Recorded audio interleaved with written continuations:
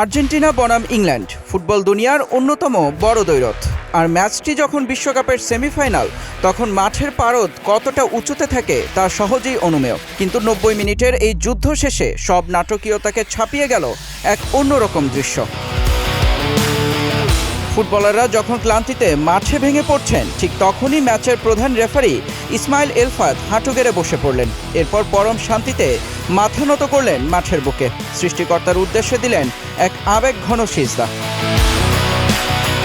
Morocco বংশোদ্ভূত এই American Muslim রেফারির জন্য ম্যাচটি সহজ ছিল না। হাই ভোল্টেজ এই লড়াইয়ের প্রতিটি সিদ্ধান্ত, প্রতিটি বাঁশি আর কার্ডের ওপর নির্ভর করছিল দুই দেশের ভাগ্য।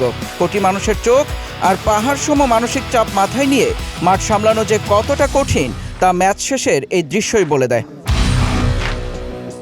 মাঠে তখন একদিকে আলবিসেলেস্তেদের ফাইনালের টিকিট পাওয়ার আনন্দ, অন্যদিকে ইংলিশ শিবিরের স্বপ্নভঙ্গের বেদনা। এই চরম দুই অনুভূতির মাঝে রেফারি এলফাত যেন খুঁজে নিলেন আত্মিক প্রশান্তি। সফলভাবে এত বড় দায়িত্ব শেষ করতে পারার কৃতজ্ঞতা প্রকাশ করলেন সিজদার মাধ্যমে। একটি ভুল সিদ্ধান্ত যেখানে ক্যারিয়ার ধ্বংস করে দিতে পারে, সেখানে এমন নিখুঁত ও চাপমুক্ত ম্যাচ উপহার দেওয়া যে কোনো রেফারির জন্যই বড় অর্জন। আর তাই মাঠের এই অনন্য সিজদার দৃশ্যটি এখন সামাজিক যোগাযোগ মাধ্যমে ফুটবল ভক্তদের হৃদয়ে জায়গা করে নিয়েছে। মেহেদী ইসলাম সোহাগ, গ্রিন টিভি ডিজিটাল।